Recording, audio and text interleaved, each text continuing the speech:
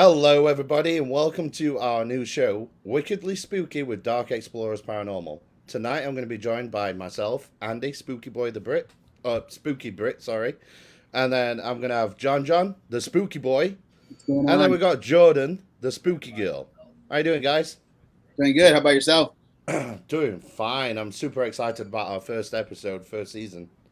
Can't wait to get into it. Yeah, it's going to be exciting. It's going to be exciting. I'm super pumped about all this. We finally get to talk about some of the stuff that we experience as a team. With different types of cases, different types of entities and energies, and just different types of people in general. So Right. finally get to talk about something. Hell yeah. And by the way, guys, I'm the new trainee, Spooky Brit. I'm still a trainee. So yeah, I'm gonna be the host. So I'm gonna be asking all the questions. I can't wait for that. So let me ask you guys. So I mean, who are we? Let's figure that out first. Let's introduce ourselves. Okay. Well, I mean, you can start with yourself. Okay, How sweet. you're training. So my name is Andy, aka Spooky Brit. That's my new nickname for the team. I've been in the paranormal field for about 16 years now. I've been all over Great Britain doing investigations out there before I came to the States. I had a slight hiatus when I came to the States because I thought people would think I was crazy because I'm in Texas. So I didn't tell anybody what I could do and stuff like that. Um, I have done a lot of investigations in Texas recently, and one thing I will say as a paranormal investigator from Great Britain is that sorry, it's 8 o'clock apparently. That's my watch. So I was like, it's 2 minutes somebody's behind. speeding through outside. I know, right? So yeah, the energy feels different out here, guys. I don't want to get into it too much, but it some of my best paranormal experiences have been in Texas. So I mean, joining this team as a trainee, I'm looking forward to doing investigations, all that good stuff. So that's me basically in a nutshell. I've been doing this 16 years, and yeah, cool. Go ahead, Jordan. Oh. Okay. Well, I don't know how much people know about me, but hi, I'm Jordan. Um, I joined the team about a year and a half ago now, Something like that. maybe something like that. Um, yeah. So I was not really born into it, but I was born with the abilities that I have. Um, so I help the team in whatever way I can. I do a lot of our research. I do a lot of our crazy stuff. Yeah, that's All right. me. Well, if you don't know me, I'm John. Pretty much, I was born into this, so to speak. So both sides of my family have ties with, black magic, paranormal stuff. So I mean, my grandma used to be a curandera. She used to cleanse people and all that other stuff, and the same thing with my dad. So pretty much just growing up into this. So, um, well, like I said, I was actually born into this. So I from a very, very, very young age, I saw stuff, heard stuff, just experienced all these things coming into my life. So this is more of a second nature than anything else for me, instead of just a hobby or anything like that. It was almost like it was molding me into the person that I'm going to be today, which is, I like to help people, and that's pretty much what we do, and that's what my family did. And pretty much before my dad had passed, that was one of the last things that he did as well. He used to go to one of these ministries over here, and people who would come in and just wanted to get food, he would sit in the corner and just, hey, I can give you prayer if you want to. And that's what he did for, I guess, almost the past 2 years of his life. That's all he did. So people got to know him as that. And when he had passed away, it was like he was passing the torch on. So I'm helping carry on that legacy, so to speak. So That's that's pretty awesome. much it's mine. So yeah. Hey guys, I see everybody's comments there. Carrie, Dell, Blake, what's going on? Yeah, I've been Everyone is responding in messages. Um, so, as you know, I'm pretty new to this team. So, just for everybody that's out there, let me ask, what is Dark Explorers all about? Yeah. So I guess it's kind of backwards for us to talk about this because John started the team. I can go ahead. Okay, yeah, go ahead, and then I'll just add. Okay, sorry. Yeah, so I founded this team simply because I felt like there was a need for people to just need whatever they were going through with supernatural, paranormal stuff, even witchcraft and stuff like that. It's almost like they had nobody to turn to.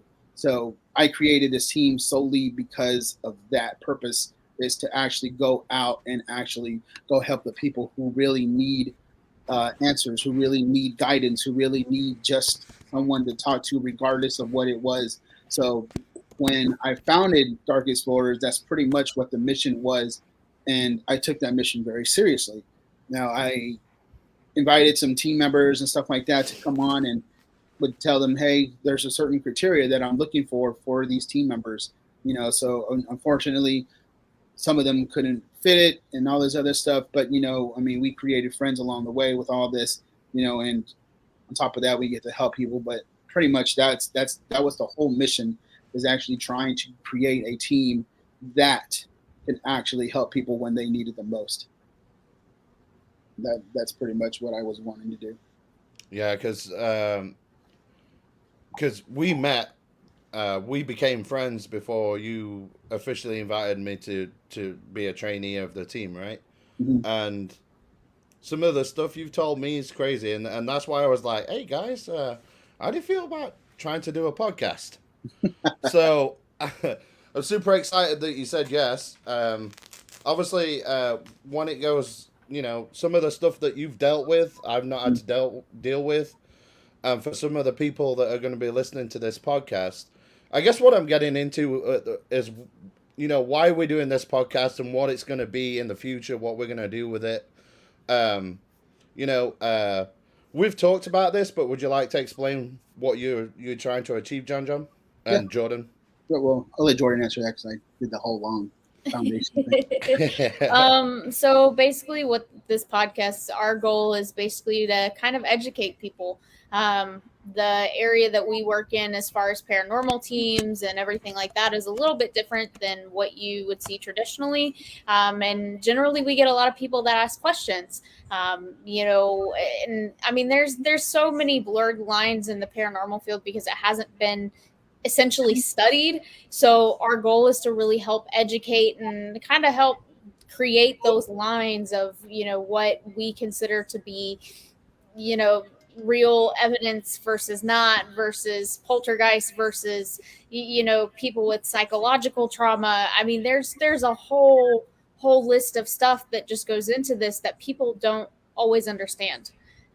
So, with this first season that we're going to do, we're really going to focus on talking about, just defining the lines of like abilities, because so many people have them, but they don't know what they are, or they kind of know what they are and they don't know how to use them. So kind of to educate and help people. I think, did I cover that? Yeah. I mean, it's all in the same breath. I mean, it's just like wanting to actually, because I do a lot of residential cases. We do a lot of residential cases. We average between 80 to 100 cases a year, and now we're starting to go nationwide and it's starting to spread out a little bit more. Now, I always take pride because I don't like to give too much information about where we're going to be at, what our clients are going through, simply because a lot of these people just don't want their personal life out there. And I completely respect that, but there has been some things where, and I don't know if it's like the amount of cases that we're getting, but it's hard for me to create that evidence real quick and then put it out there, because it seems like every weekend we have another case, another week we have another case, and it gets super hard just to, sit there and then trying to look through all those hours of evidence and then try to put something together for like 15 seconds. And then here comes another case, and it gets too much. So something like this platform, it's easier just to put it out there and let people know, like, okay, this is what we are experiencing and everything that we are going through as far as a team, as far as our clients, stuff like that, this gives us an opportunity to really just put it out there for people to hear, to understand, these things are real. Not everything is about, hey, let's go to a haunted hospital. Some people are actually suffering through this type of stuff. So, I feel like it's our duty to actually educate, like Jordyn said, educate what's really going on, but also let these people know that these things are real, so, and everything that we are going through is actually 100%, real, what we're going through, everything that we're capturing, everything that we have dealt with, even dealing in our own personal lives. So I don't know about Jordyn, but, I mean, we may stumble upon a couple of stories of things that happen to us because of the stuff that we deal on a daily basis, and I'm pretty sure people, that's one of the questions too, is like, a lot of people will ask us like, hey, how do you deal with this? I mean, does it not affect you? Does it affect you? Yes, it does. No, yes. I mean, this is the platform for us to really dive into somewhat of our personal lives and just kind of go in there and tell you what is really going on. Yeah, because I think that's always the thing.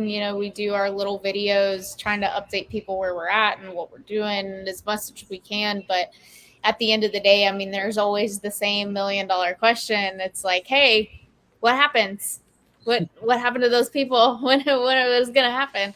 So I think, that's the other thing, is to kind of go back and re-talk about some of those cases and talk about, the outcomes. Because, I mean, well, yeah, some cases turn out really well, some don't. And I mean, that's not to anybody else's fault. I mean, but there's a lot of things that go into this.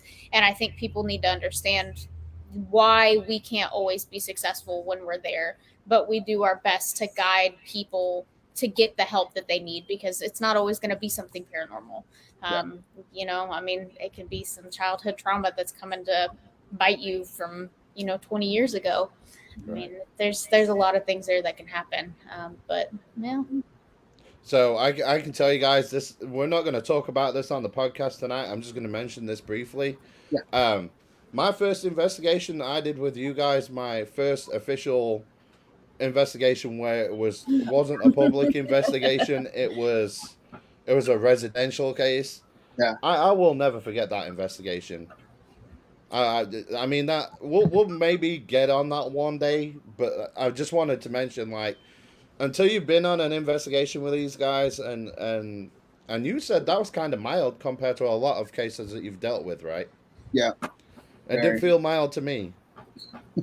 So like I say, it's not something we're going to get into tonight. It's just something I wanted to mention in passing, because I've only really done one residential case with you guys right now.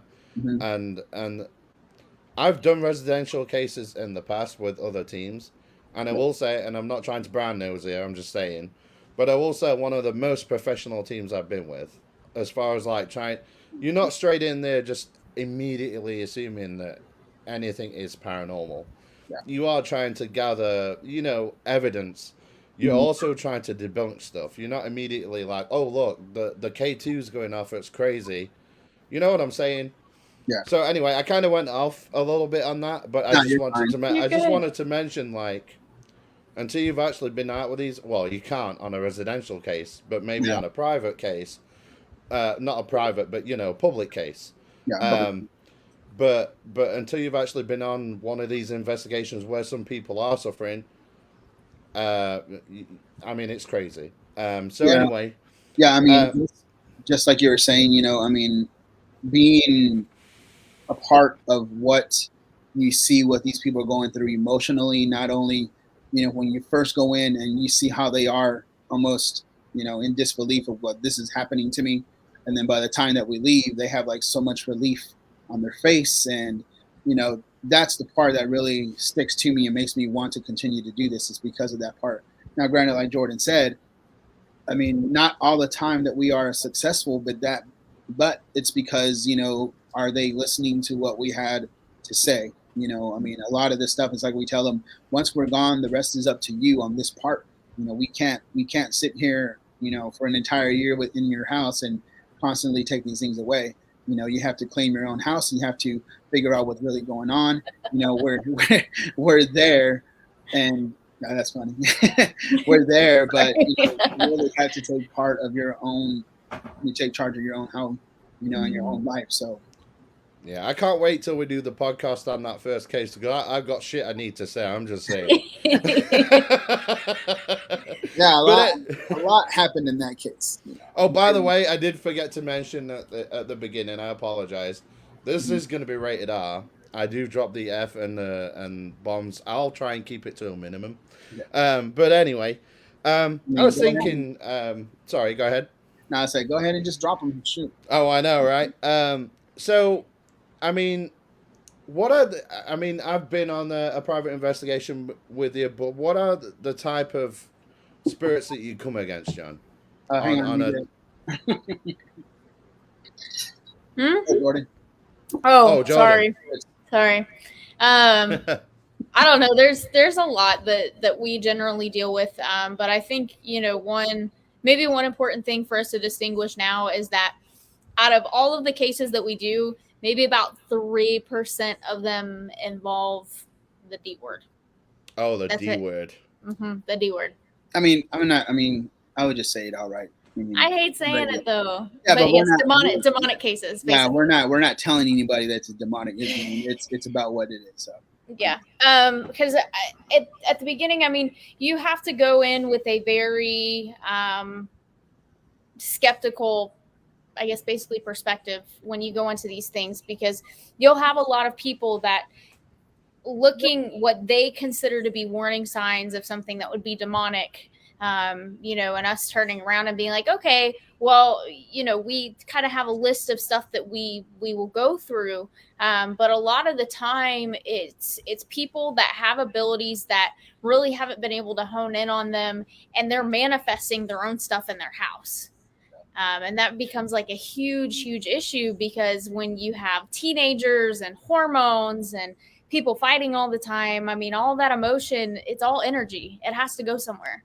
So all that energy is now going to turn into, some nasty stuff. And now all of a sudden people are getting scratched and hurt and even worse, and they don't understand why. That for me is like our biggest thing that I think that we deal with. I don't know about you, John, but. Yeah, pretty much what you just said, a lot of it, a lot of people get scared because they think right away the worst situation in their life, and automatically it's a demon, and it's truly not. Even a lot of teams. This is our own podcast, so I can say whatever the fuck I want. Exactly. But, it's even a lot of teams will swear up and down that it's demon, it's this, it's that, and it truly isn't. It's just a lack of education on their part that they don't know. Even on some of these TikTokers and stuff like that, they'll right away say it is because of that, but it's not. It truly isn't. If somebody was to face something that is truly that evil, I don't think you'll sit there with your video camera and be like, oh, let me get this. Just peek outside, the corner real quick. Yeah. Give me my 15 minutes. That ain't gonna happen. And there's definitely a thing where so when we talk about spirits, and I guess we should define this real quick. There's two essential types of spirits. You have what you call residual energy, and then you have intelligent energy. So residual energy is basically like a big energetic imprint of anybody that has ever walked the earth leaves somewhere in some point. So when you get moved into these older houses and lots of families have lived there and there's been lots of kids, you're more likely to have high residual imprints from people yelling, little kids running and laughing and being excited. That stuff is unconscious. It doesn't know that you're there, and it's basically just on a time loop. So people that are really sensitive might start hearing footsteps or hearing knocks or hearing arguments, when in reality, it's that residual stuff that they're just picking up on. But because they really haven't reached that potential with their abilities, they can't differentiate between the two. Now, the second thing is intelligent energy. Intelligent energy is a lot different. For people with abilities, it can be the worst of the worst. That would be demonic things are in the category of intelligent energy, basically, because they're knowing, they're conscious. You can ask them questions, they will answer you. They're the kind of things that will set off your K2, your REM pod, answer your questions, and things that are ridiculous. Just And a I quick mean, question. Sorry, just a quick question for the people at home. Would you also put poltergeist in the intelligent as well? In some cases, yes. In Okay. some cases, yes. Not all the Okay. time. Cool. Not all the time. Because I'm coming in as a trainee, so I'm asking questions that a trainee should ask. yeah, no, absolutely. Yeah, and I mean for that intelligent energy, that's really where when you have things that are happening like poltergeists and stuff like that, you see that type of activity, that's what's really happening there. Now John's stance might be a little bit different than mine, but to me, I don't believe that people who have died knowing they're going to die are still on this earth. What I believe is that these are people that either died suddenly or in a tragic way, and they didn't know that death was coming. These are the people that are stuck here, stuck in fires, stuck in, shootings, spontaneous death. I mean, anything like that. That's the kind of intelligent things that are still here, and some of them can get quite angry about stuff. Would you say in that case as well that some of the spirits that have got a guilty conscience, like maybe they murdered somebody, or they're not sure if they're gonna pass, they're not sure what's gonna happen to them when they pass over. They're not sure if they're going up there or down there, Yeah. or somewhere in between. Because Yeah. that's kind of what you're saying, right? Yeah. Absolutely. So I mean, and I mean, I don't know. It's different for everybody, but like when I was growing up, like I experienced like my grandpa dying of cancer, and he knew like when he was gonna pass away. He told my grandma already. They were ready for him to go. Like he was prepared to pass on. And whether I don't know to this day if he believed in heaven or hell, but I mean he knew there was something afterwards. So for somebody like him, I would consider him passing away peacefully. But like my great grandfather was murdered. Spontaneous Jesus. death. Yeah, he was what did my dad tell me? He was a cab driver, and somebody literally mugged him and murdered him over like $1.13. Wow. Yeah, it's a lot. I mean, for somebody like that, I mean, I would not be thinking it's out of place to see that maybe the spot that he died or even his family home, he would be residing there because he doesn't understand what happened. And I mean, Andy, you're absolutely right. People that were in prison and, up for murder and stuff. I mean, they're just constantly questioning their lives. I mean, there's no telling. I mean, they can honestly end up here. Right. So I've been from England, and when I was developing the skills that I've got, the church that I went to, because it was spirituality church, you know what I mean, spiritualist. Yeah. I believe I'm with you on that. I mean, anyone that's suffered a traumatic event very quickly, whether it be through war, is one of them, right? Mm-hmm. War is one of them. I mean, look at Gettysburg, the battlefield, the amount of paranormal activity out there. But I do believe in visitation. I know for a fact that my sister, she's never been to Texas. Mhm. She passed away. She didn't pass away suddenly. It was a very long, drawn out process that she went through, bless her. Yeah. But there was one morning. I'll tell you this real quick. 2 minutes, I promise. No, you're good. But there was one morning I heard like the door knocking. I was like, Amanda, someone's knocking at the door. So I was the wife, like, hey, good check, see what it is. Someone's literally, and she's like, no, it's just a door moving, don't worry about it. It's probably them upstairs getting, frisky. But anyway, so I tried putting my head down, tried to ignore it, and I'm like, Amanda, no, for real. Someone's like fucking knocking at the door. We need to check it. I reach for my gun. She opens the door and she says, no one's there. Yeah. So anyway, I tried to go to sleep. And I'm like, in back of my mind, I'm like, something's just telling me something's wrong with my mum. I need to call my mum. Well, sure enough, my mum had a bad day that day and she was crying and she was actually thinking about me and she wanted me to call. So I believe my sister was like, hey, asshole, wake up. Your mum needs you. And I swear I swear down, that happened to me, and Amanda would back me up on that. So I just wanted to mention, I believe in visitation. I believe even if you pass away peacefully, that you can still be visited by family members and stuff like Yeah. that.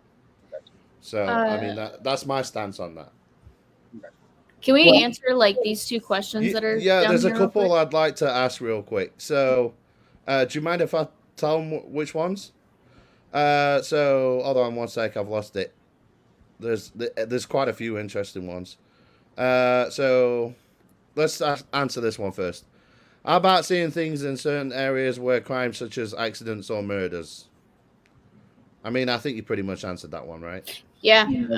Yeah, I mean, absolutely. I mean, if there was an accident, so we went someplace the other weekend where a murder had taken place, and I mean, you like it was happened a long time ago, but you can still hear the residual energy and everything there. I mean, the screams of people. I mean, once an imprint, and you have to think the larger the energy that is exerted in that moment, the larger the imprint's going to be.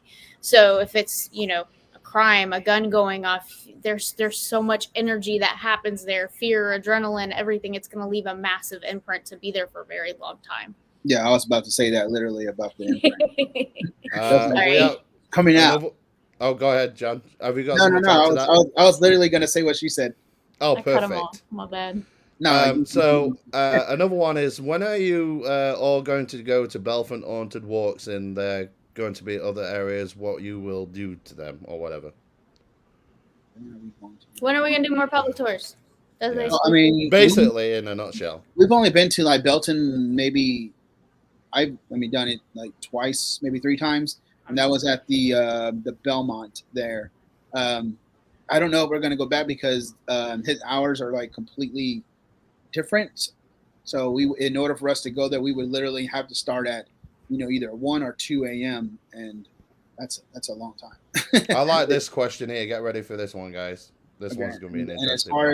as far as the other ones are concerned, we got public tours coming up, in Temple. So Temple, hopefully Waco, Bartlett, and a few other ones that are coming up in this area. So we almost got a calendar full of stuff coming up. So look at you. What is this one next time? Okay, Gil. this one's crazy. Oh, Gil's I coming. can read this one. Get ready for it, guys. I'm going to do my best presenter voice.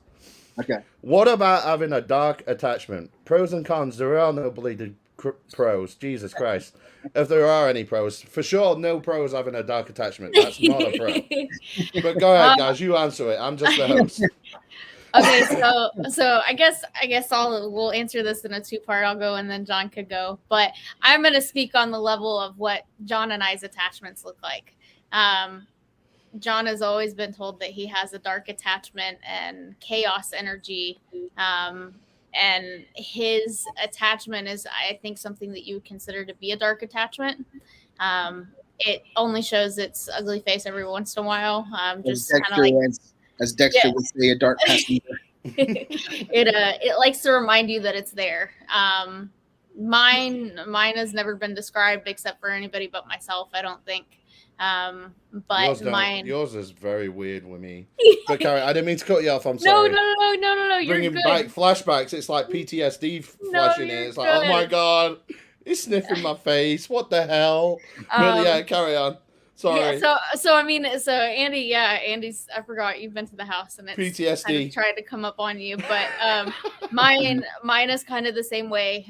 Through the situations that I've been through, the traumas, everything, it's developed its own intelligence basically, and it does not come out unless it feels like it is threatened. And it only comes out, and I think John can attest to this, it only comes out at the worst of the worst. And I tell them when it's there, and generally everybody pretty much knows when it's there. Yeah. And then I whip it into shape. He just kind of sticks around. He does what he wants. But anyways. I'm not saying anything bad about that one because I don't want to deal with it. Andy doesn't want to get sniffed again. Now, having an attachment, it's my belief that everybody has something to say that you don't have. An attachment of some sort is pretty much crazy. Everybody has something. It's almost like the guardian angels. Everybody has the goods and the bads and all that other stuff. That is probably pretty much just nature in itself. We have our good and bad sides.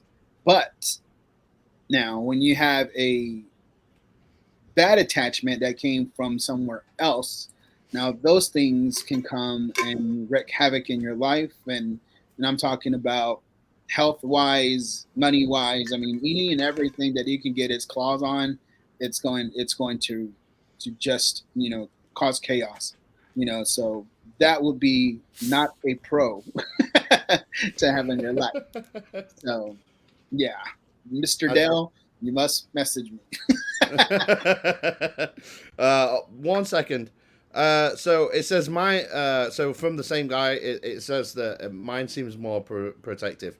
Then I would say that's not a dark attachment. That's more like in my eyes, and I'll let you two.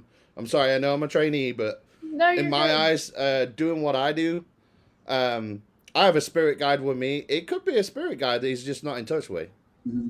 Especially if it feels like, he's got someone with him all the time. Yeah. So, I mean, that's my answer. What do you guys answer? Are we answering why have you not got rid of your dark attachments? No, he says no, because that was... that's the same. It's the same okay. guy. He just says mine seems more protective. Okay. So. I mean, mine is, huh? I didn't want to step in. Go ahead. Oh, I mean, I think kind of between John and I is they're both a little more protective too, and I think Andy's very right in that, saying that it's probably not what you'd consider to be a dark attachment. It might look to people that can see ugly and mean, but in reality, it's something that's probably bonded with you over trauma for a long time, and it has to put on that ugly face so it seems tougher than what it actually is. Not all cases, are attachments there to harm you by any means. I think they're kind of there to protect you sometimes too. So I think that question that just came up is an interesting one. So, why have you not got rid of your dark attachments? Do they just keep returning? Like Jordyn said, I mean, there has been some people who in my past tried to get rid of whatever it is on me. I don't know why it was not successful or anything like that. For some reason, it's a little odd, but because of my abilities that I have actually, I sense things on a lower vibrational type of, vibrational type of energy. Now, is it because of my attachment? Possibly. But at the same time, it's kind of weird because it does help me with these types of cases. Now, I'm not saying that I am actually this is another fucking crazy ass rumor that I work with demons, which I do not at all. So whoever says that, fuck you. But anyway, that just because of that attachment, it helped. I don't know if it helps me or not, but my abilities can sense that lower vibrational energy that's there. Now, I mean, I have not had anybody since my dad had passed truly lay hands on me and try to pray over me. A lot of people just don't because they just do not like the energy that I have. Some people say it's just too much. Some psychic mediums don't even like to shake my hand for some reason. But I mean, I know that it's there, and I know that sometimes it peeks its head out sometimes, and it can cause trouble in my life more than on one occasion. But now to me, it's just part of who I am, and it doesn't define the work that I do because I do work for the Lord. I do work, for God. I do everything through Him, So during that time when I was trying to figure out, which path do I want to go on? Do I want to go on that little darker side? Do I want to stay on the lighter side? I chose to go into the lighter side. I did not let that attachment define me and pull me into that direction. So, it does like Jordyn said earlier, it's in Dell, it's like almost like a protective mechanism, so to speak. If something darker is trying to come into my area, I also have a darker weapon, so to speak. So, but that's just my take on it. I'm very disappointed, John. I thought you were running around doing that, dude. And your cult leader the tendencies. devil worshiping. Oh yeah, and Anyway, I'm also a cult leader as well, so to speak. oh my goodness, that's a small cult right now. There's only 3 of us. We all got membership cards to Taco Bell. Yeah. I don't know on this question. I mean, yeah, I think John's attachment is something, but I mean, geez, we live together, and I mean, we have a whole bunch of haunted stuff here. I think there's a lot worse than our attachments in this house. But for me, I didn't notice mine until about last year, and we had some pretty traumatic stuff that happened for me to know that it was here. But I think now we pretty much have an understanding. No matter what we do, it seems, no matter who we pray over, no matter how hard we pray, it doesn't interfere. It just kind of stays on the sidelines until it's called. And I believe that it has a purpose for what it needs to do to be here. I know when it's there, I know what its purpose is, and honestly, I think it's just there to help more than it is to do anything else. It's got its own stuff that it worries about, not so much me. So, I mean, I don't know. I mean, for as many times as I've been prayed over and stuff, it doesn't go anywhere. It just kind of sits on the side and hangs out. But I think it's more or less us learning to deal with what our attachments are, and not feeding into the fire of making them, emotional trailblazers than anything else. I mean, they have their confined corner where they live, and that's kind of where they need to stay. Awesome. And yes, Del, I know it didn't get along with me, but that was other stuff in your house. I don't think it was just your attachment. Sorry. Oh, so you guys have met Del? Okay, cool. Yeah. Okay, cool. I will say on our 3rd or 4th investigation, if you remember, for our birthdays, Logan and myself. Yeah. The first time I ever got prayed over was that night. The night I was faking shit, apparently. But anyway, moving on from that. So I want to ask you about to get that in there. I'm sorry. You can take jabs all you want. Yeah, I weren't faking that crap. But anyway, what is the main pieces of equipment that you guys use when you're doing private investigations and residential cases? To help people. What I mean. Go ahead and finish it. I mean, everyone's interested. I'm interested. I'm trainee. Yeah. So I mean, when I first started, it was just a handheld camera, but at the same time, I really wanted to fine tune my abilities. So I didn't want to rely on any high tech equipment because that would just kind of null and void what I'm trying to do, what I'm trying to sharpen. So I kind of just learned how to use my abilities more and trust my instincts, trust what my body's saying, trust what the energy is saying, and just kind of learning how to read that. Now, in order for me to get any type of truth behind what I'm picking up, I use, just like a video recorder and also an audio recorder. Every once in a while, we will probably use like a REM pod and stuff like that. But residential cases compared to going out and going to haunted hospitals, that's totally different. Well, I think we only broke out like the REM pod and stuff like that just because we're at a location and we want to get evidence for social media. That's where our evidence comes from that part to post. But everything else, we pretty much rely on what is going on, what is surrounding us when we're actually doing residential cases. So I don't want to say molded, but just try to teach Jordyn on that other aspect to sharpen her abilities as well and not rely on the technology, because ultimately you have to trust yourself. You have to know if you feel dangerous, if you feel comfortable in that place. If not, then get out. You have to learn what your body's telling you, what your senses are saying, what your abilities are saying. So that is my biggest part of the equipment that I use. Just myself. I don't know about Jordyn. You can say which one. No, I think you're pretty much right. I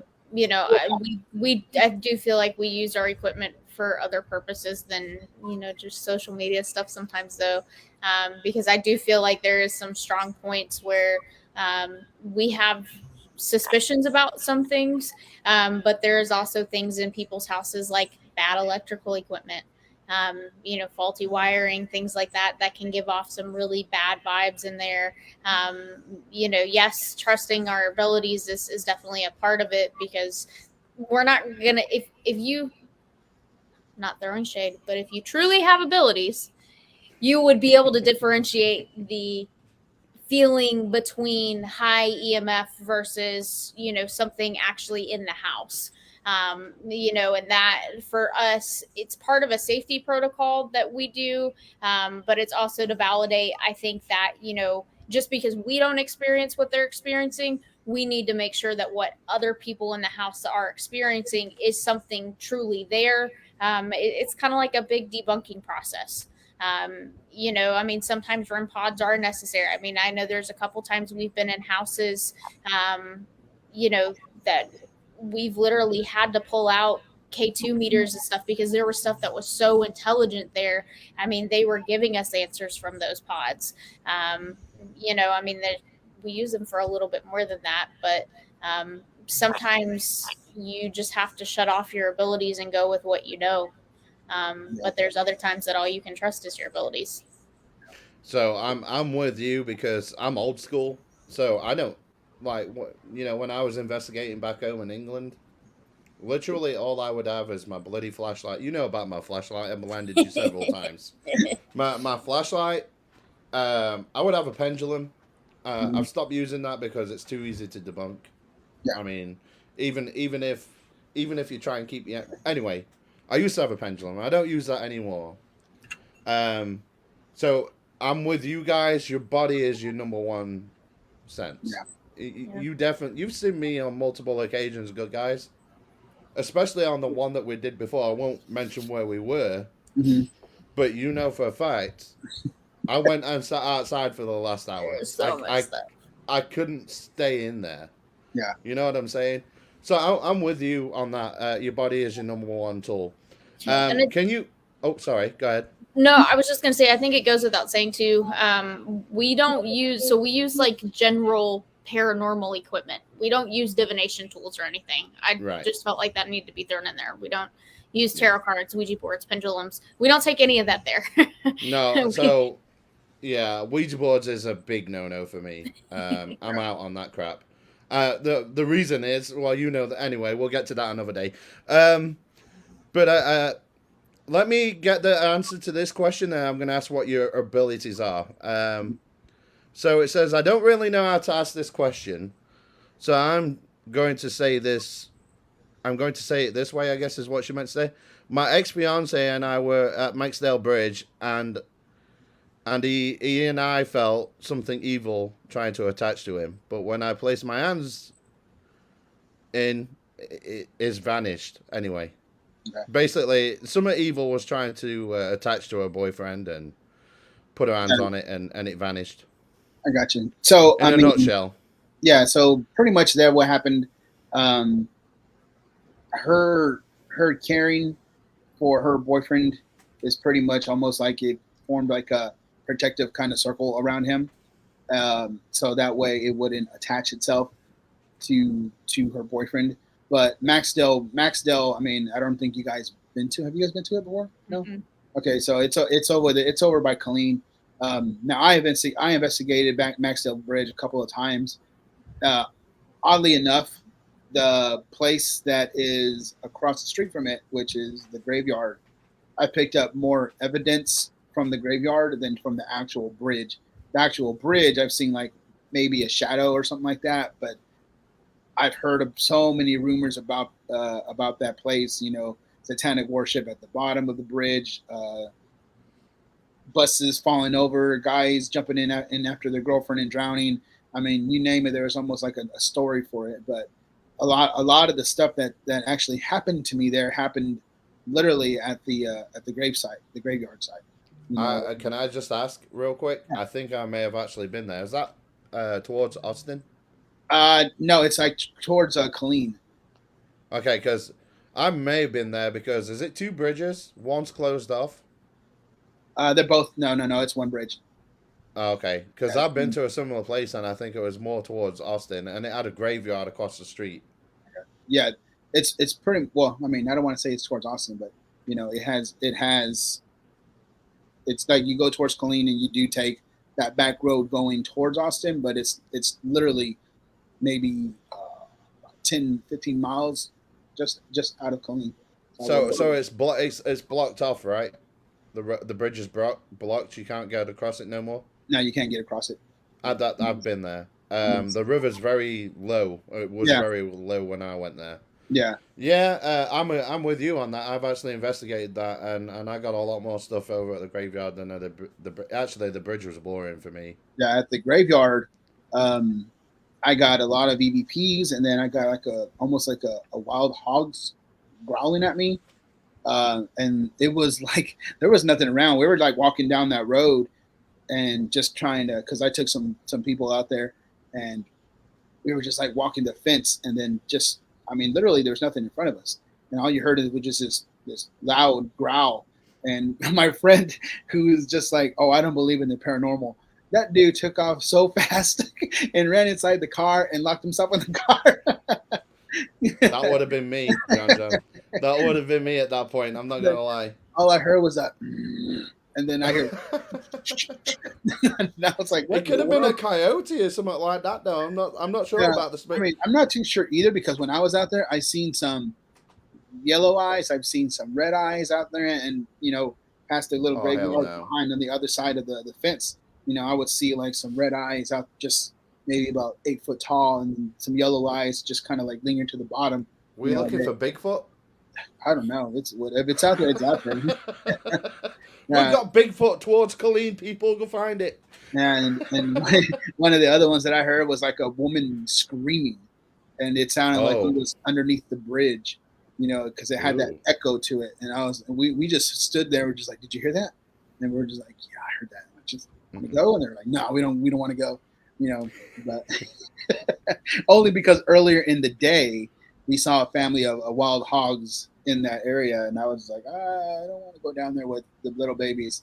I've heard they're pretty ferocious, and they take a lot to put down as well. Yes, they are. I had an encounter with one of those suckers when I was doing a late investigation at a graveyard too, and I had to run and jump the fence so I wouldn't get demolished. Oh wow! So I'll let you guys run through your abilities. Just do a quick, what you can do, what you can see. Okay. Off to you, John. Jordyn's over there like. Okay, so. Hey, wait! Before you start, have you seen my spooky cup? No, I have not. Oh, I like it. That's pretty awesome. Yeah, that's pretty cool, right? Sorry, carry on. It's all good.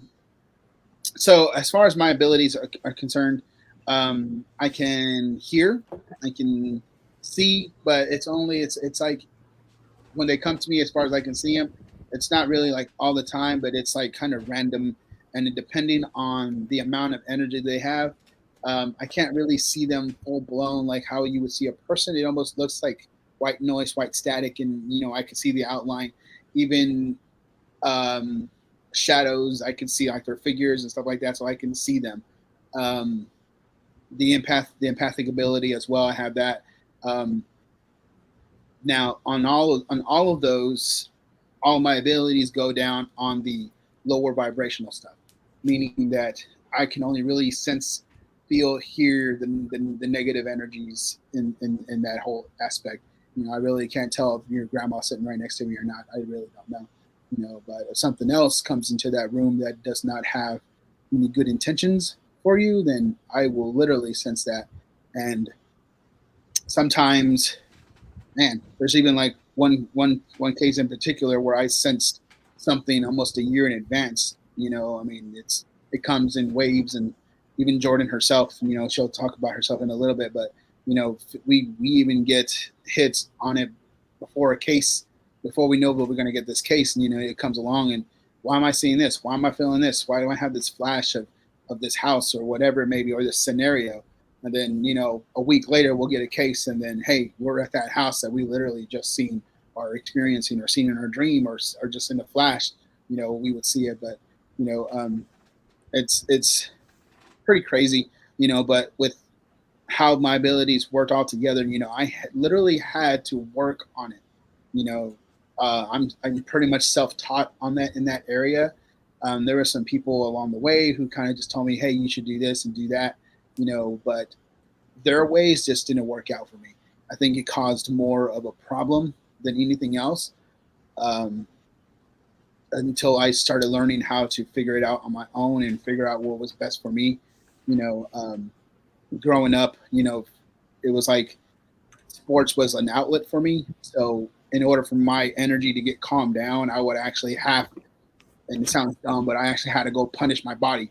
You know, like I had to go play sports, you know, not any sports, but combat, you know, boxing, stuff like that. Just something just to push that energy out of me. And once I actually learned how to do that and kind of put that into like working out very hard, that's where it kind of calmed down for me. And I was able, you know, just to figure things out and really define what's coming to me, what's attaching to me, what's really here to harm me, what's really here just to warn me, you know. So it's a long process, 26 years of trying to learn all of this stuff. You definitely have more time in the field than I have. Okay, Jordan, so your abilities. Okay. So mine are a little different than John's. So my earliest, I guess, thing of my abilities that I had was when I was 4. I saw my dead uncle, and I was talking to him while he was in my room. I didn't know he was dead at the time, and I had only ever met him once when I was born. But he had died 3 days earlier before I was sitting in my room talking to him. And it's funny because this conversation never came up until like a couple months ago when my grandma learned that I do all this stuff. And she's like, I can't believe your mom never told you. So I had to start calling everybody in my family. I was like, nobody remember this? No, everybody just kind of blocked it out because they don't want to acknowledge that they have a weird child in their family. But it's fine because I help everybody now. So good child stuff. Yeah, so I have clairvoyance. So I see everything, a little too much everything. I see them just like I see y'all. I can see them when they're putting on a false face or like they pretend to look like somebody else. I see them, you know, with like their features and stuff popping out. If it's something really dark, a lot of times they will look almost like burnt, crispy. You know, they all show up differently. I've had them show up looking like kids. I've had them show them looking up like people that I know. I have clairaudience. My clairaudience is actually miraculously better than my clairvoyance. I hear things all the time, all day long, but I hear both residual and intelligent conversations. So anytime there's fighting, anything, like anytime we go somewhere, like I can usually tell John that somebody was just in an argument before we got to their house or we went somewhere because I hear it all. I have clairsentience, which basically everybody does, but that's the sense of knowing. So I have an okay sense of knowing. I don't know if this kind of ties into the same thing or not, but my premonitions are fairly stronger now than they were a year ago. A lot of times now, and I mean, he'll tell you, I have nightmares, I have visions, I have everything about anything that we're getting ready to go do. I'll get weird feelings, kind of like you said, Andy, you know, about thinking about your mom and stuff like that. Mm-hmm. Generally, I know before somebody's going to call me or if something's going to happen and they reach out. Generally, I know kind of beforehand. Yeah, that's me. Yeah, I mean, in the same sense, you know, we both kind of have the same ability, but it's just, you know, different sensitivities to it. So one of the reasons you guys decided to invite me as a trainee to the team was because of how well I worked with mainly Jordan, but yourself as well, John. Yeah. But me and Jordan really click when we work together. Mm-hmm. We're like two peas in a pod when we're investigating. Yeah, and I mean that, like, for me, and I don't know about John, but you know, for me, I have a really hard time working with some people with other abilities and stuff. Just because if they're not entrusting what's going on with them, they have a tendency to kind of feed off of what I'm feeling. And the more that I communicate with others, the more that they'll kind of, I don't know, kind of pretend to pick it up or divulge it, or you Right. know, manifest what they're feeling into what I'm feeling. And I don't have a good time with those kinds of people. It has to be like a very genuine, and you know the difference. I mean, I think that's why you and I work together so well, Andy, is because it's like you can point it out, and you know, I can tell you exactly what it looks like. I mean, it's just one of those things. Like I really, really, really hate, you know, having to deal with people, you know, that just, I don't know. I'm more of a loner, I guess, than anything else. Right. Like I said, when we work together, I'm like, "Hey, do you see that over there?" And you're like, "Yeah." Yeah. I mean, so for me, I'm very similar to you, Jordan.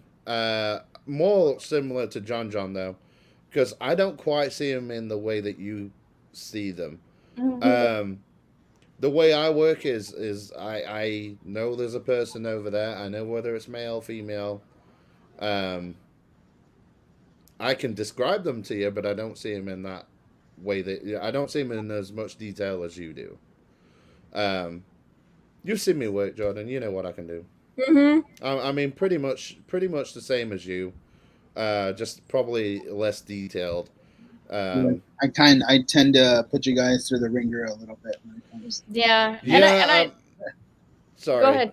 I was gonna say, obviously not mentioning where we were, but the last one that we did, I mean, it got that severe to where I said, okay, enough's enough. I'm turning this crap off. You saw, I sat there for like 10 minutes, closed my mind.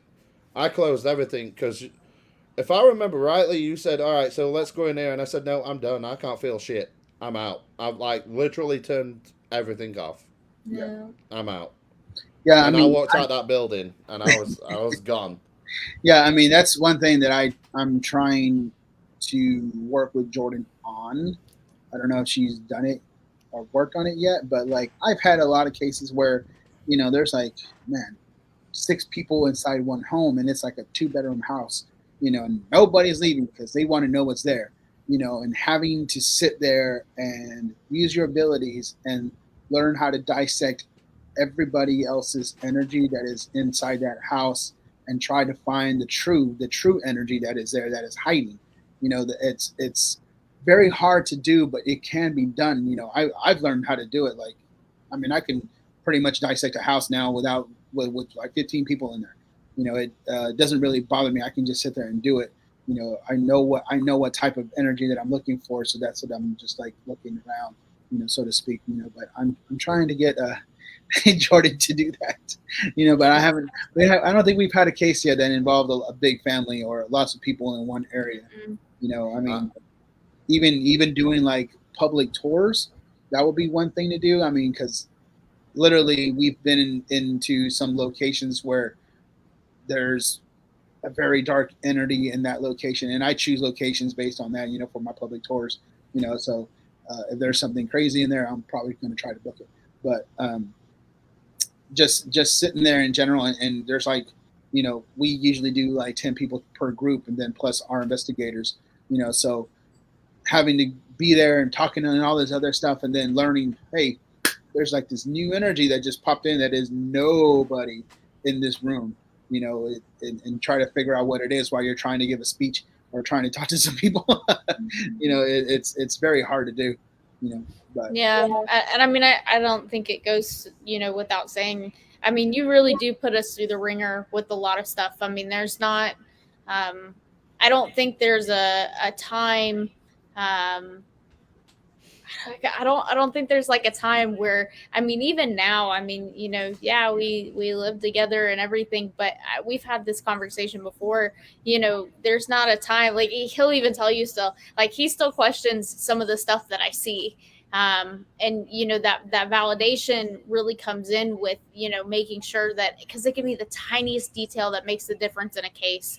And I mean, it's happened a couple times, and I mean, even still, I think sometimes we both kind of shock ourselves sometimes when people are like, oh my gosh, yeah, that's what it is, and you're just like, okay. That is one reason why I tell people, when we go into a place to help out actual people at residential, we tell them right away, if you have any secrets, we're gonna find out. We're gonna know. Because doesn't matter how hard you're trying to keep that secret, it's gonna come out.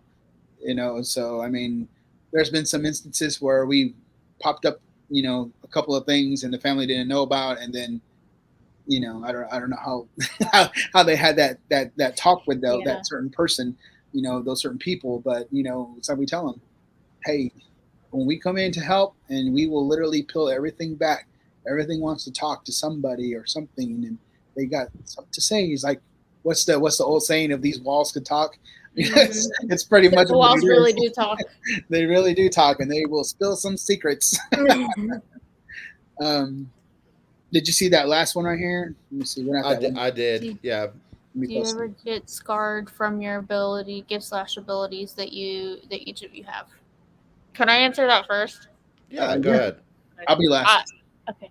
100% have I been scarred, damaged, whatever you want to call it, from things, because like John said, when you go into a house, I mean, we find everything out, but sometimes you're not prepared for what you find.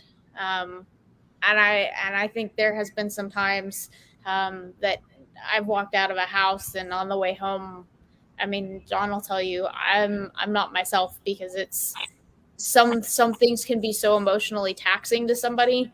And for some people, especially if you have like a really high empathic level, and you kind of are able to feel the emotions that are running through that house, it takes a toll. It takes such a toll, because these people are frightened and there's heartbreak, and these people really are on their wits' end. So generally it's already taxing, and then going in and finding out that like somebody's been abused, or something's terrible that's happened to them, like that's just got them so just in this funk. And I mean, you relive it with them when we sit there and talk with them.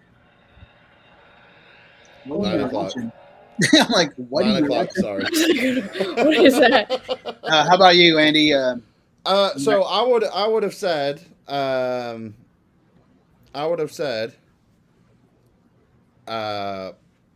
before I came to Texas, no, not at all. I mean, I've done many investigations, but when I got to Texas, and I got to a certain town, this town, because I can't stop talking about it, but I got to a certain town in Texas, and I did an investigation there, Halloween night 2020, which is the stupidest thing I ever did. I've never been right since. Every time I go to that location, every time I act differently. I'm just not myself whenever I go to that location, and I'm drawn to it all the time. They reach their hands through the veil at you. I mean, literally, I could go to that location, but there's maybe when I feel a little bit more comfortable, we'll get into that in a podcast, because that is all to do with a past. If that makes sense, yeah. And that's why I act differently when I get to that location. But yeah, no, if you'd asked me that 10 years ago, I'd have said no. I love investigating. But when I got to that location, I'm like, yeah, every time I go to that location, something changes me.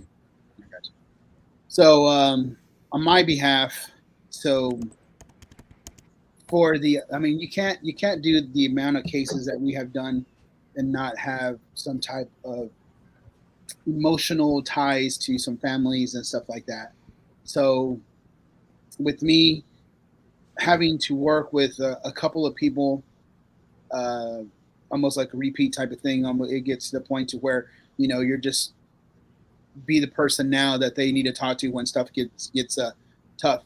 But one of the first ones that kind of really hurt me was when I was dealing with this family who had their dad pass away, and for a long time, we kind of knew that there was something in the house, but then it got to the point to where I figured out that it was because of he was getting ready to pass away that this thing was there, which we kind of know what that is, that, death is there.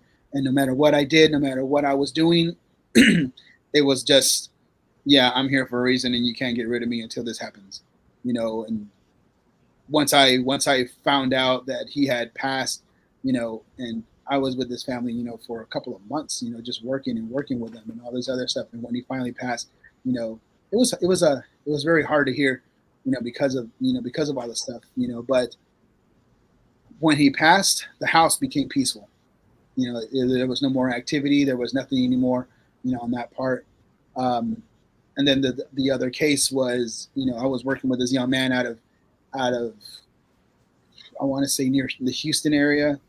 And, he just moved away from family and he went all the way out there for work, and he didn't have anybody or anything to talk to, or just nothing in general. And me and another friend of mine, Father Ruben, we went out there to go help him and stuff like that, and found out that, yeah, he decided to move back with family, but whatever was troubling him did not let go of him. And ultimately, he committed suicide, and for me, that kind of left like a big scar, because, and then I found out that his mom was actually a friend of mine from like a long time ago, and I didn't even know that she had kids, but she just messaged me out of the blue, like, hey, this person, blah, blah, blah, blah. And I ain't going to say his name or nothing, but, and I was like, yeah, we just, we tried to help him, a couple of months ago. And she's like, yeah, that was my son, and I'm letting you know that he committed suicide, so man, that really was just, I didn't want to, I was even afraid just to go out and try to help somebody, because it left like a big, I don't know, a void, so to speak. But man, it was a hard one, for those two cases. Yeah. So. Yeah, I'm lucky I haven't come across that yet. Hopefully we never come across that again. I got you. Here's this one right here. What if you have a non-believer with you? Does that make it worse for y'all? Not for me. I mean, I like non-believers. I like them. I mean, a lot of the cases that we do take on, it's a mixture. Either the husband or the wife, one of them are non-believers, and it splits the house apart. But by the time we get to the nitty-gritty of stuff, when we get to the evidence that we show what's really going on, we turn that non-believer into a believer. Because of what is going on, they get to see what's hurting the children, if they do have any children. Why the house splitting apart? Why is this going on? Why is that going on? We give them all the answers, and we're like, here you go. This is what's happening. So, even on public tours, I will, like you guys do, and I'm like, hey, let's go put you to the test real quick. Let's go see what can happen. You got anything? Yeah. So I'm with you. I mean, there was an investigation I did 3 weeks ago where I took a group of people around a location, and there was 3 out of 6 of them that were non-believers, and the amount of activity we had that night made them think about it a little bit, because we had disembodied whistles, knocking, tapping, footsteps. I mean, they couldn't debunk it, so they was like, "Yeah, I was a non-believer. I'm sort of like getting that way. I'm definitely gonna come do another one with you." Okay. So yeah, I love turning skeptics into believers. But I will say this though: sometimes if you get the wrong energy when you're doing, I'm not talking residential. Oh, yeah. I'm talking public.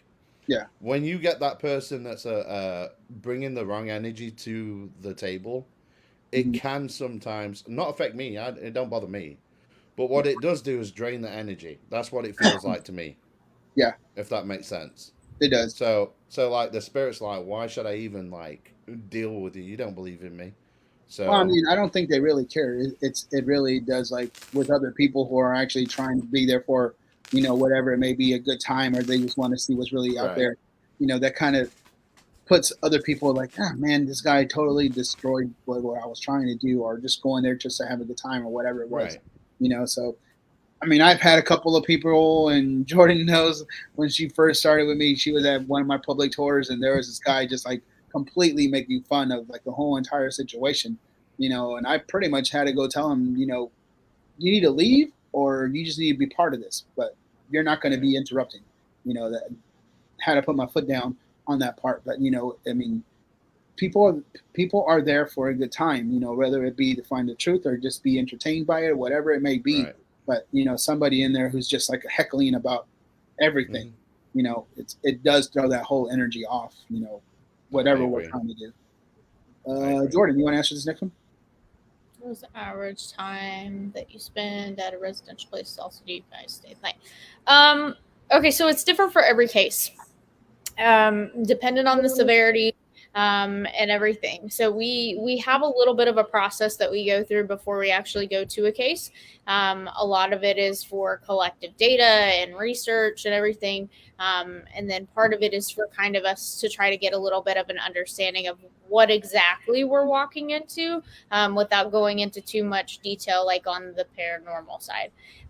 So we do kind of like a pre-screening phone call, or John does, and kind of gets like the lowdown on what's happening.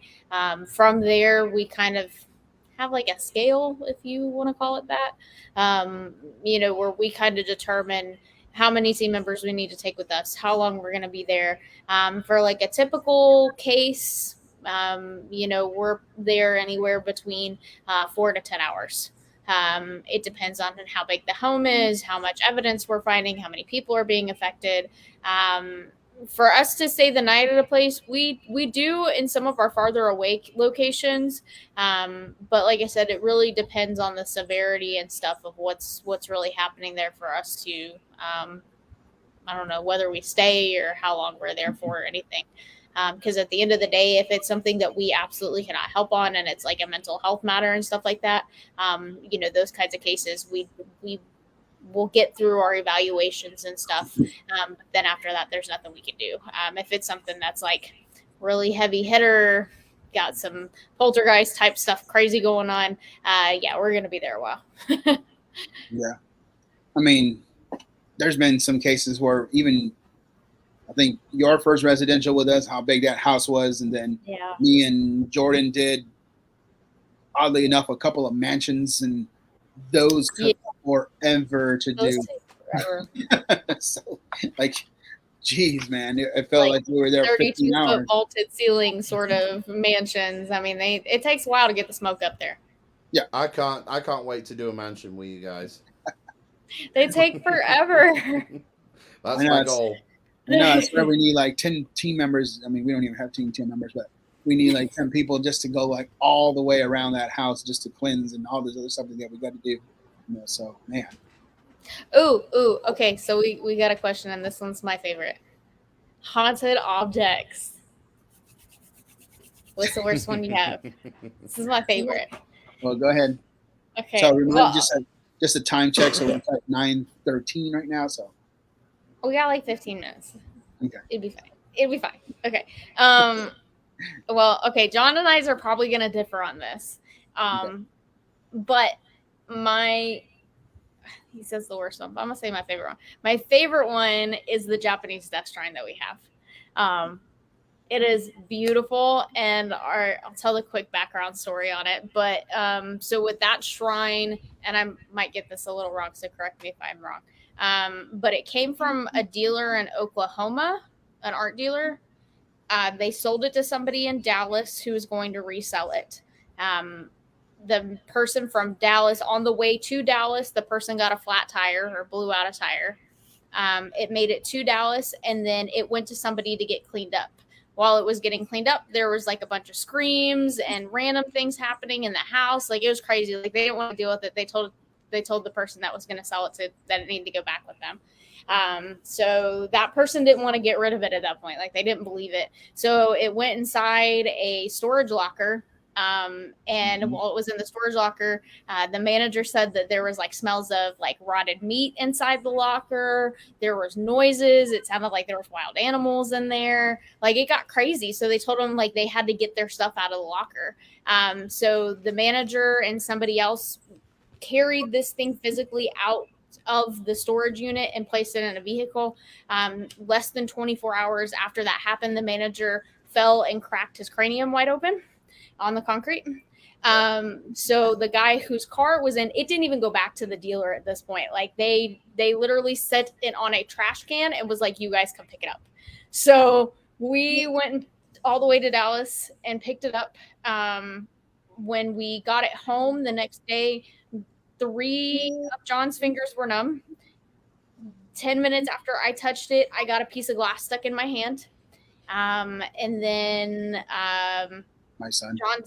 John's son would just slid his hand over it, like just trying to make fun of it, and like 10 minutes later rolled his ankle. So we don't let anybody touch it anymore. As far as like things that will do stuff to you, that is, I think, our most evil. It wins. Yeah, pretty much. I agree. Okay. Oh hell It's no! the shrine. It's the shrine. Yep. So let me just tell you real quick before you carry on. I'm sorry. Yeah. The one time I went to your house, I was that overwhelmed that I had to turn myself off. When I turned everything off, I was perfectly fine after that. But you definitely got some shit there.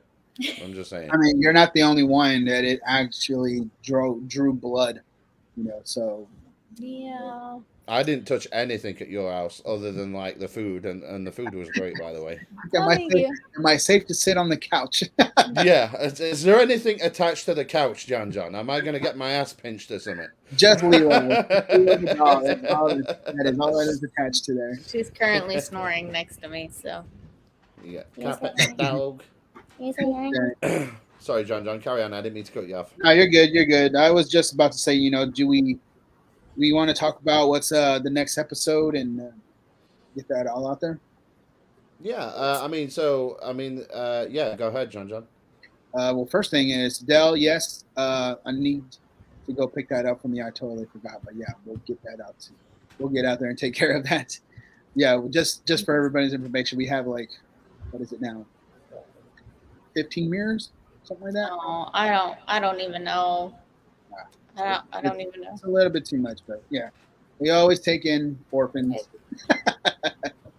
But so let's talk about next week, or when's the next one? March. What did I tell you? March 14th. 14th. Yeah, it's every 2 weeks. We're gonna try and do every 2 weeks, unless you have a case. Yeah. And then I'll probably just pop on and say, hey guys, unfortunately we got a case. You know what I mean? I'll keep people informed. Yeah, because I mean, the amount of cases that we get, and then on top of that, what we discussed when we started this was we're already going way outside of Texas on cases and stuff like that. So it's going to be a little bit harder, but we're going to try to make those dates that we are having the series. I hate to use the word podcast because so many people use it. The season. But yeah, the season. This season. This is season 1, episode 1. But we're going to discuss mainly about abilities. That is our discussion about that, as far as like how it overwhelms people, how people just don't know exactly what they are, so to speak, and how everybody has them, but everybody doesn't think that they do. Yeah, speaking of about abilities, John, I love it when Logan's with me because that takes the attention away from me tenfold. Whenever Logan's with me, he's like, it gives me a break because they're like, oh, this guy ain't got a clue what he's doing, bless him. And they're all just all over Logan. But yeah, that's a good subject. I like the abilities. And we'll probably throw a few more things in there, right? Yeah, I mean, I think by then we'll have some, hopefully some tour dates. So that way we can let people know where we're going to be at, what we're going to be doing. There's some brand new stuff that we're going to be doing as well. So, and of course, this series, this season here, Wickedly Spooky, it's something totally new, but, we're going to try to do our best to just give our experiences and get it out there to the people who really want to know what's going on with our cases in general and stuff like that. So, pretty much and answer any questions that people may have, right? Because Yeah. I mean, that's the number one goal is to, if there's a, I mean, like, if anyone's out there, all they need to do is get in touch with you and Jordyn. Yep. We are here almost 24/7. Exactly. I don't know. I go to bed at like 9 o'clock. We're already like past my bedtime, so you're here 24/7. I'm in bed. I'm up all the time. So. And they can get shirts and everything else, right? They can get. There's already merch out there, isn't there? Yeah, we got some merch out there, but we're redesigning a whole lot of stuff and trying to get it more into the people's hands instead of just going and ordering online. So Right. The best way that you can get some of our stuff is actually being at some of the events that we are going to be at. First Fridays, public tours, stuff like that. So, and if you're not from around here, I mean, we have the website up. Of course, we can order through there, but we're literally trying to upgrade everything right now. So we got new designs and other stuff. I want a spooky Brit shirt with an American and British flag on it.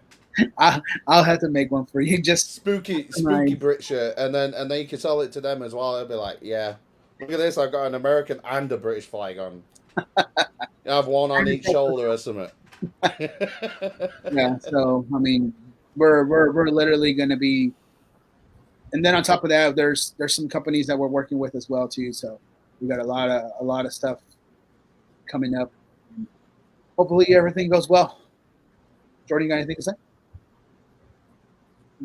Anything Lilo got to say? She's like right there. I don't know, Lilo.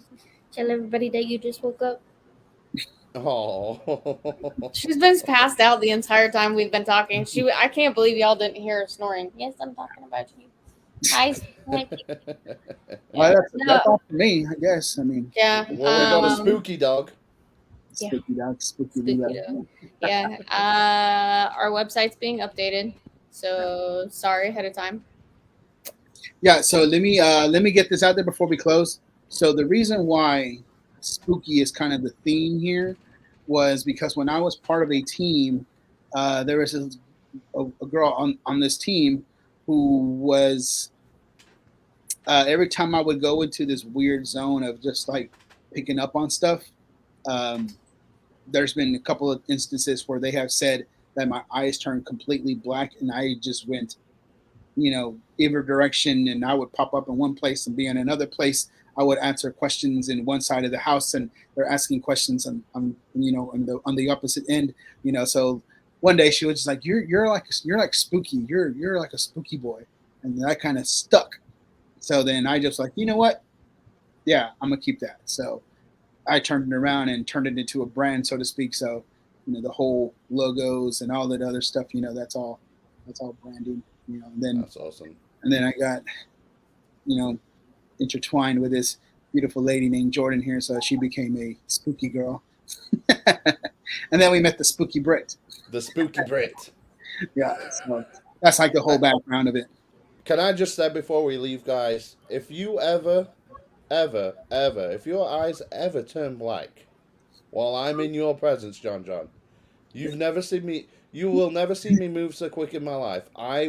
Look, I'm 40 years old, but I will be like Linford Christie, and he's like a gold medalist from like the 90s.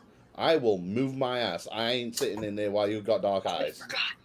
Oh yeah, so so Blake, thank you for reminding us. Jordyn already had the name from earlier. Sorry, my bad. Hold on, I gotta find it again. Yes, I did mean to mention that. So I was going to ask if the competition was still running or not. Yeah, it was two names. Okay. No, it was one name. Was it? Yeah, you were doing the wrong thing. It's one name. So, hang on a second. I'm trying to find it. Sorry. My Popeye face. So we are about to announce the winner. It's for a tour, right? Yes. Okay. Yeah. So we're about to announce the winner of the Dark Explorers tour. Mm-hmm. That's exciting. I totally forgot about that too. I was going to ask as well whether it's still running or not. I put my name down. Would I have got it if I won? Probably not. I guess. Yeah. So our winner is Vanessa Delgado. So Vanessa, if you message Dark Explorers on the Facebook here, we'll get you situated. Once we announce our tour dates, you can pick where you want your tickets to go. Congratulations, Vanessa. Vanessa Delgado. Yay! Right. Delgado. Congratulations, Vanessa Delgado. I wanted to make sure I got it right. Yes. But anyway, I think it's been great. So, are we good to wrap it up? Yep. Yeah. All right, cool. So, Spooky Boy? Yep. Thank you Good night guys for tuning in. Thank you for everybody just checking us out for our debut. Thank you. Jordyn? Bye. Thank you, guys. We really appreciate everyone that stuck around and chatted to us. And keep an eye out for us. The 14th of March. We'll definitely be on there. And we look forward to episode 2. Good night, guys. Bye-bye.